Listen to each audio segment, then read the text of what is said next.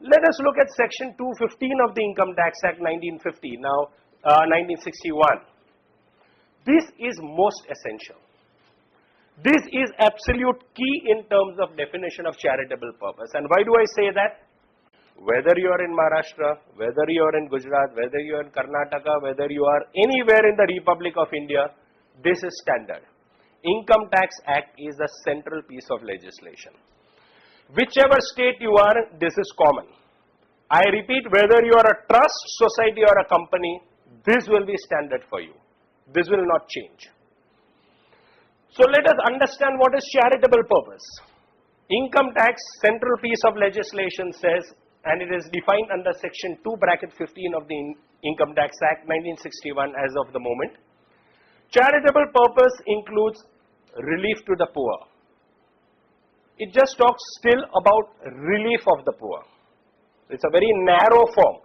So all of you who think that we are doing income generation, livelihoods and things like that, you are a little in gray area. They are still in relief mode. So be very careful when you are dealing with livelihoods and other such things. Education, now this is very interesting. Just the fact that you are imparting education as charitable purpose. Nowhere does the Act says free education.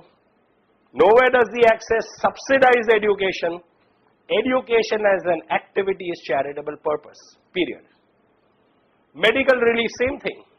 Nowhere does it say free medical relief, subsidized medical relief. Medical relief per se is charitable purpose, period. Then this was inserted a few years ago under amendment of the Income Tax Act. Preservation of environment including watersheds, forests and wildlife. Preservation of monuments or places or objects of artistic or historic interest. And the advancement of any other object of general public utility. This is a broad omnibus clause. Now until 1st April 1984, there used to be a qualifying line not involving the carrying on of any activity of profit. That line was deleted way back in 1st April 1984, which means if there is an activity of profit, that per se is not a problem. Now this was the position up till the year 2008. After 2008, the Income Tax Department started bringing about further amendments, but affecting only organizations that fall under 6, not under 1, 2, 3, 4, 5, 6.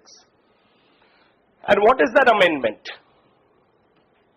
The amendment came about first under Finance Act 2008, continued into Finance Act 2010, and the last amendment was in 2011. Advancement of any other object of general public utility will not be considered as charitable purpose if it involves carrying on of any activity in the nature of trade, commerce or business. Any activity of rendering any service in relation to any trade, commerce or business for any fee, cess or other consideration. Aggregate value of receipts from such activity should not exceed 25 lakhs of rupees in any financial year. Until 2010, this was 10 lakhs. In the Finance Act 2011, it was enhanced to 25 lakhs. What does this mean?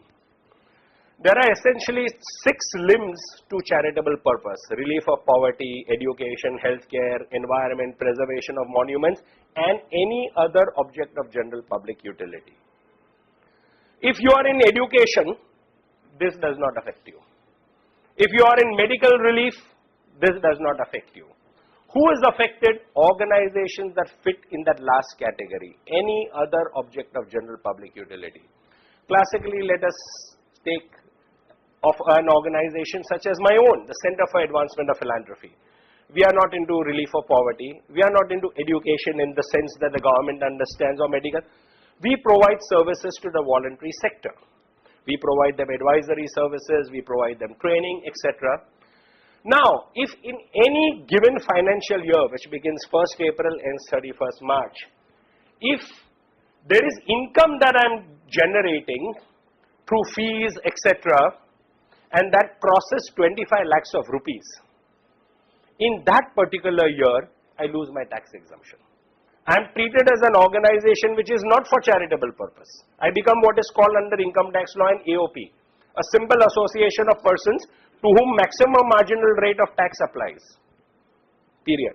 This is what happens. So, if I have any business activity in any given year, as an organization under any other object of general public utility, I have to be careful that my income from business, trade or commerce, now obviously I wouldn't be in trade or in commerce, but any business income from an income tax point of view should not exceed 25 lakhs of rupees. If that happens, let us say in any given year, instead of 25 lakhs, let us say my organization makes 26 lakhs of rupees.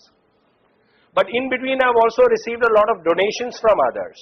Let's say about 50 lakhs of rupees I have also received as donation, which is tax free anyway.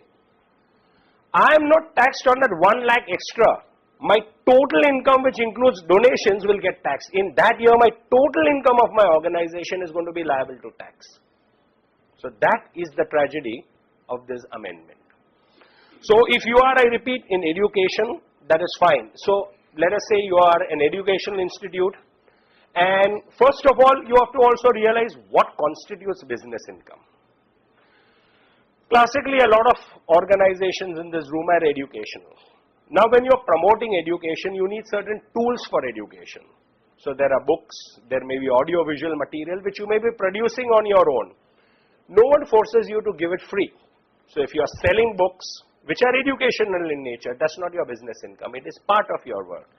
If you are creating audio-visual material as part of education, that is not business income, because these are tools to promote education, and that would never be. Let us say you are an organization working for the mentally challenged.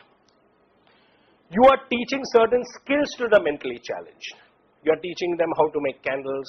You are teaching them how to make certain arts and crafts. In the process of teaching them, they make these products, and you end up what we may call selling them. That is not your business income. Because what is your primary objective? Vocational training, skills to the mentally challenged or the physically handicapped. And in the process of training them, incidentally or as a byproduct, products are coming out. That is not your business income. That is your way of telling the people outside that these are not disabled people, they are differently abled. That's what it is. That is a message that even they may be mentally challenged, or they may be physically challenged, or they may have various forms of impairment, but they are just differently abled, and through our training, these are our products. This would not fit into business income. So that is something with regard to business income. So who is not affected? The amendment does not target all activities falling under advancement of any other object of general public utility. Only those which are commercial or supporting commerce are affected. Thus research, livelihoods, child labor, environment, women's rights, etc. are not covered, as these are not in the nature of commerce, trade or industry.